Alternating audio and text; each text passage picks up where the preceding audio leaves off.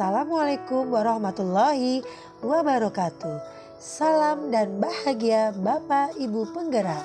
Berjumpa lagi dengan saya Titin Rizky Amelia, calon guru penggerak angkatan 9 dari SMP Negeri 1 Tembilahan, Kabupaten Indragiri Hilir, Provinsi Riau. Video ini adalah koneksi antar materi modul 2.1, yaitu pembelajaran berdiferensiasi. Apa itu pembelajaran berdiferensiasi? Pembelajaran berdiferensiasi adalah usaha guru di dalam menyesuaikan proses pembelajaran di kelas untuk memenuhi kebutuhan belajar individu murid. Artinya, pembelajaran berdiferensiasi adalah pembelajaran untuk mendukung semua murid di dalam kelas kita. Maksudnya apa ya? Ingat, semua anak itu unik. Mereka memiliki kelebihan dan kekurangannya masing-masing.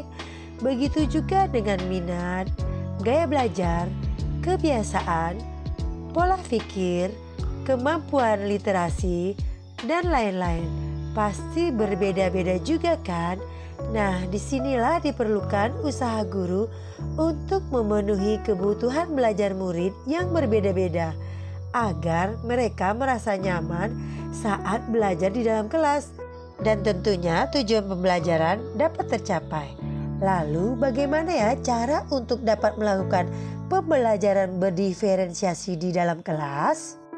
Agar dapat melakukan pembelajaran berdiferensiasi, guru harus yang paling utama adalah memahami tujuan pembelajaran serta mengetahui dan merespon kebutuhan belajar murid.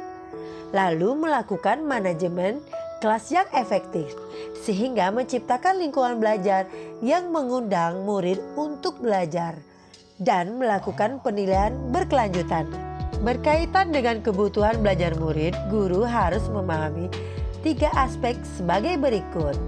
Yang pertama, kesiapan belajar murid atau disebut juga dengan readiness, yaitu kesiapan belajar mengharuskan guru untuk menilai pengetahuan awal dan menentukan apa yang telah murid ketahui dan di mana murid berada. Yang kedua adalah minat murid.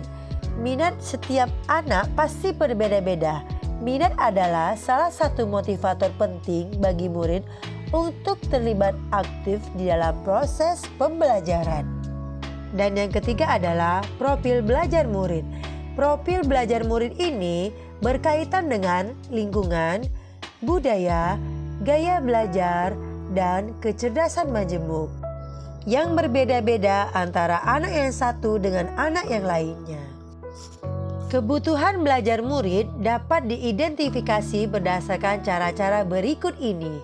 Yang pertama, mengamati perilaku murid-murid.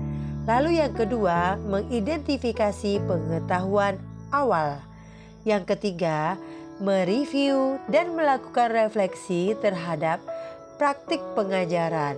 Lalu yang keempat, berbicara dengan guru murid sebelumnya. Lalu yang kelima, membaca rapor murid di kelas sebelumnya. Dan yang terakhir adalah menggunakan berbagai penilaian, baik itu formatif dan juga diagnostik. Strategi untuk mendiferensiasi pembelajaran dapat dilakukan dengan cara yang pertama, diferensiasi konten, lalu yang kedua, diferensiasi proses, dan yang ketiga adalah diferensiasi produk.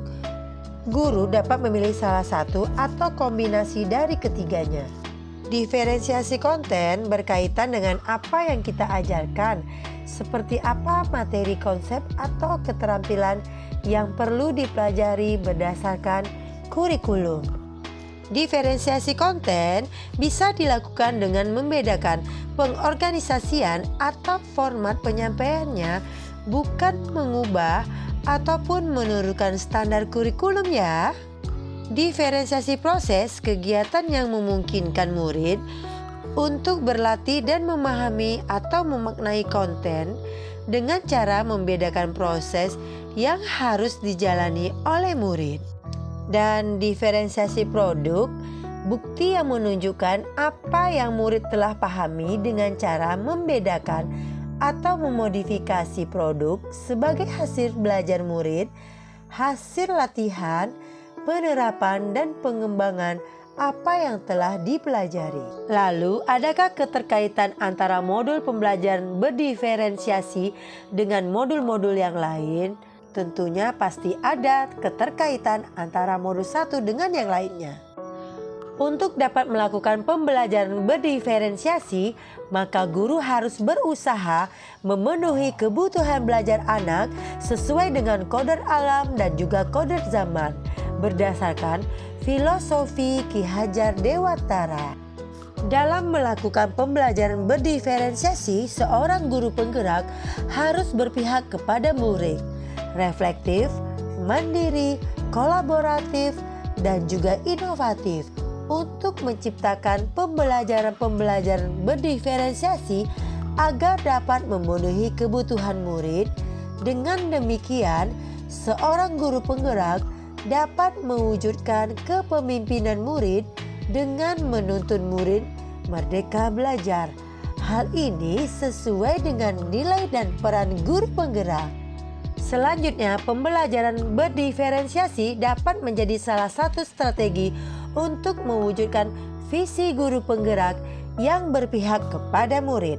Dan di dalam pelaksanaan pembelajaran berdiferensiasi antara guru dan murid harus ada kesepakatan kelas terlebih dahulu agar proses pembelajaran dapat berjalan dengan baik sesuai dengan nilai-nilai budaya positif. Demikianlah pemaparan koneksi antar materi modul 2.1. Semoga menginspirasi. Salam dan bahagia Bapak Ibu Guru Penggerak. Saya akhiri. Wassalamualaikum warahmatullahi wabarakatuh.